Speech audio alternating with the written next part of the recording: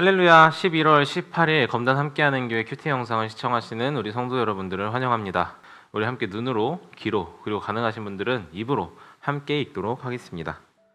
나는 하나님 앞과 산 사람과 죽은 사람을 심판하실 그리스도 예수 앞에서 그분의 나타나심과 그분의 나라를 두고 엄숙히 명령합니다.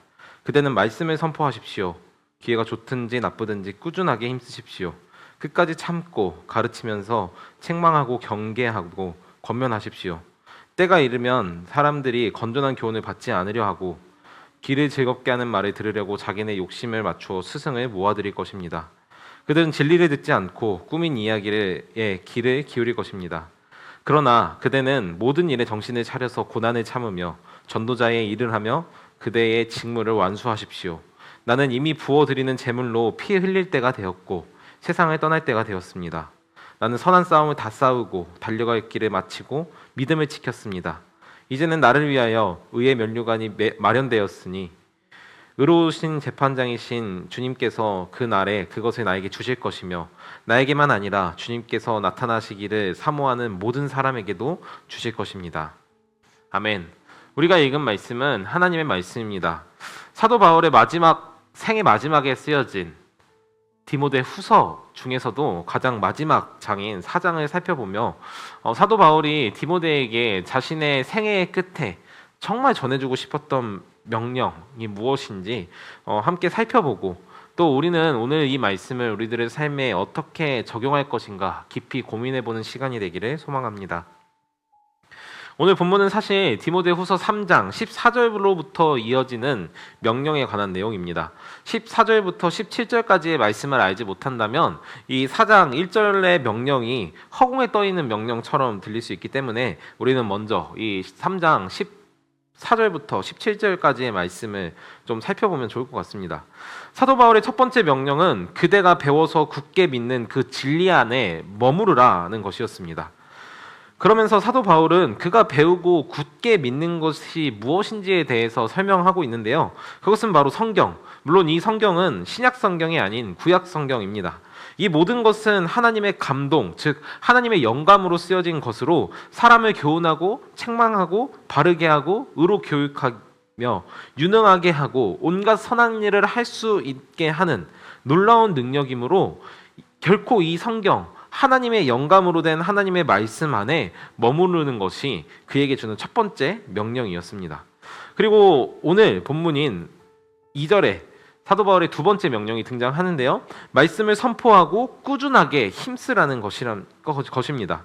그리고 끝까지 참고 가르치면서 책망하고 경계하며 권면하라는 것이죠. 여기서 말씀을 선포하다라는 말은 케루손톤 로고스라는 헬라어로 로고스, 즉 말씀을 선포, 공포, 전파, 전도, 설교하라는 다양한 어휘로 쓰이는 말입니다. 다시 한번 말하자면 사도 바울이 디모데에게 명령하는 것은 말씀을 세상 속에 선포하기도 하고 믿지 않는 사람들에게 전파하고 전도하기도 하며 교회 안에 설교를 통해 하나님의 말씀을 잘 전달하라는 것이죠. 그 이유가 무엇일까요? 바로 이것은 3장 말미에 나오는 말씀처럼 그 하나님의 말씀, 영감으로 된 하나님의 말씀이야말로 사람을 하나님의 뜻에 걸맞게 교육하기에 절대적으로 필요한 것이며, 이 말씀이 없이는 그 누구도 하나님의 기뻐하시는 자리, 하나님의 말씀에 순종하는 자리에까지 갈 수 없다라는 것이 바울의 논지였습니다. 그러면서도 사도 바울은 이 악한 시대에 하나님의 말씀을 왜곡하여 사람을 현혹하고 또 자기의 귀에 듣기에 좋은 말들만 이야기하는 선생님들을 자기 앞에 많이 둘 것이다 라고 예언하고 있습니다. 오늘날 우리 시대도 그렇죠. 하나님의 말씀이 내가 듣기에 불편하고 목사님의 말씀이 내가 듣기에 마음에 들지 않으면 그 말씀을 듣지 않기 위해서 교회를 쇼핑하는 현상이 오늘날 많이 벌어지고 있습니다. 내가 헌신하고 내가 섬기는 것이 너무 싫어서 쉬어야 한다, 누려야 한다, 섬길 필요 없다, 우리가 모든 것을 사랑할 수 없으니 적당한 거리를 유지하면서 평화를 유지하자, 돈도 때때로는 필요하니 돈 버는 일에 열심을 내라 등등 우리 마음에 내가 원하는 소원 혹은 내가 부담감을 느끼고 있던 어떤 말씀들을 덜어주는 설교, 혹은 그런 사역자들의 조언을 쫓으며 바른 말 하는 교회를 혹은 사역자를 멀리하는 것이 오늘날 바울이 예언했던 모습입니다. 사도 바울은 이런 시대 속에서 이런 자들과 같이 행동하지 말고 너는 바른 말씀 앞에 서라라고 이야기하는 것인데요. 이 명령은 이제 세 번째 명령과 함께 이어집니다. 세 번째 명령은 바로 정신을 차리고 고난을 참고 전도자의 일을 하며 직무를 완수하라는 것입니다. 3장 12절에 보면 사도 바울은 그리스도 예수 안에서 경건하게 살려고 하는 모든 사람들은 모두 박해를 받을 것이다 라고 하고 있습니다. 여기서 주목해야 하는 단어가 있다면 바로 모두라는 말인데요. 예수를 따르는 사람이라면 박해를 받지 않을 사람이 하나도 없다는 것을 의미하는 것이죠. 즉 디모데가 앞으로 위와 같은 삶, 어떤 삶이죠? 하나님의 말씀을 듣고 책망하고 믿음으로 바르게 교육하고 의롭게 하기 위해 허리띠를 도여매고 정신을 바짝 차려서 교회 안팎에 바른 말씀을 선포하면 하려고 할수록 고난이 다가올 것인데 그것을 잘 참고 전도자, 오늘 본문 헬라어로는 유앙겔리투스라고 하는데 즉 좋은 소식을 전하는 사람으로서의 직무를 반드시 끝까지 마치라고 사도 바울은 명령하고 있는 것입니다. 오늘 본문의 이 세 가지 명령을 정리하면 이렇게 말할 수 있을 것 같습니다.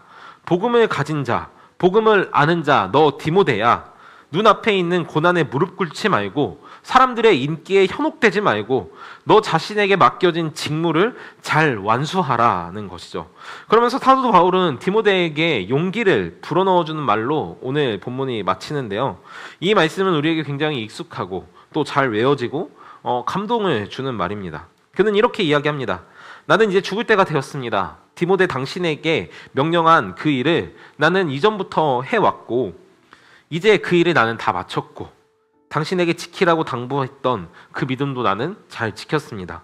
이제 나에게 남은 것은 이 모든 경주를 마친 자에게 예수 그리스도께서 준비하신 면류관만이 남아있고 마지막 날에 나에게 뿐만 아니라 주님께서 다시 오실 것을 믿으며 내가 당신에게 명령한 그 명령들을 지키기 위해 애쓰고 주님이 다시 오실 그날을 기다리는 나와 같이 이 길을 이미 걸은 사람들 그리고 앞으로 이 길을 걸을 모든 사람들에게 주님께서 이미 예비해 두셨습니다.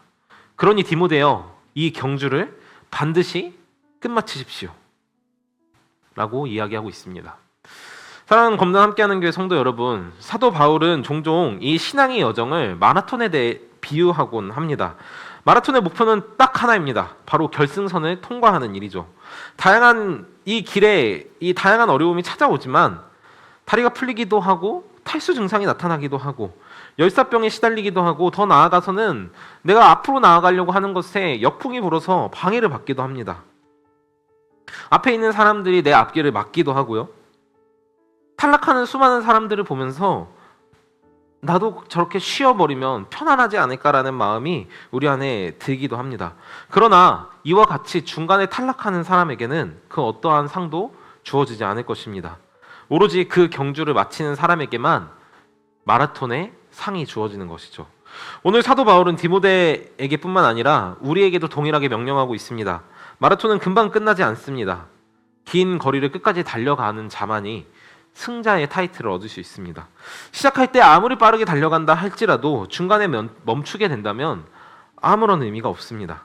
오직 이 길, 이 신앙의 여정을 끝마치는 사람, 끝까지 가는 사람만이 상을 받게 되죠.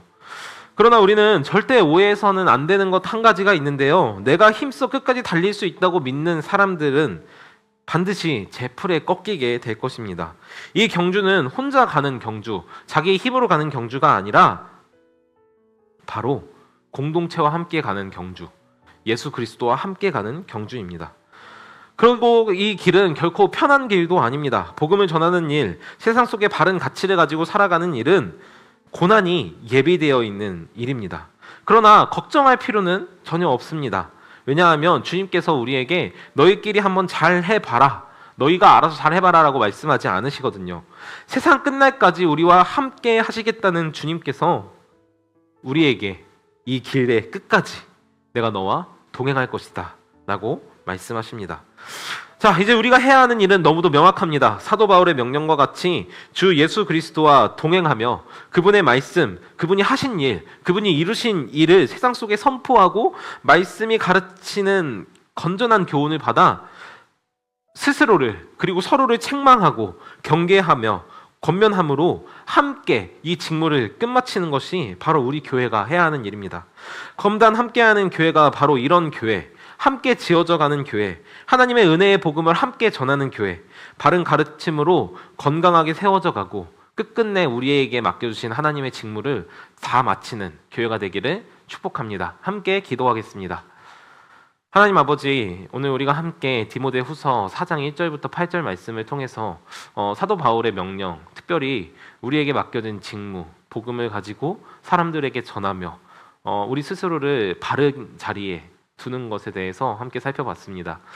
주님, 신앙생활은 마라톤과 같습니다. 주님, 그 길이 너무도 멀고 너무도 괴롭지만 그 길을 끝까지 가지 않으면 시작하는 의미가 없음을 주님 우리가 함께 생각해 봅니다. 주님, 우리의 힘으로 마칠 수 있다면 너무 좋겠지만 주님, 우리의 힘으로 마칠 수 없는 것이 사실입니다. 그래서 오늘도 우리는 주님의 은혜를 구합니다. 하나님, 홀로 갈 수 없는 길이기에 주님께서 우리를 한 교회에 불러주셨고 사람의 힘으로 걸을 수 없는 길이기에 주님께서 날마다 당신께 은혜를 구하라고 우리에게 기도라는 수단을 주셨습니다. 하나님, 우리가 기도함으로 우리 함께하는 교회가 건강하게 세워져 가고 주님께서 맡겨주신 일을 그 책무를 끝까지 담당하는 우리 검단 함께하는 교회 모든 성도들 될 수 있도록 도와주십시오.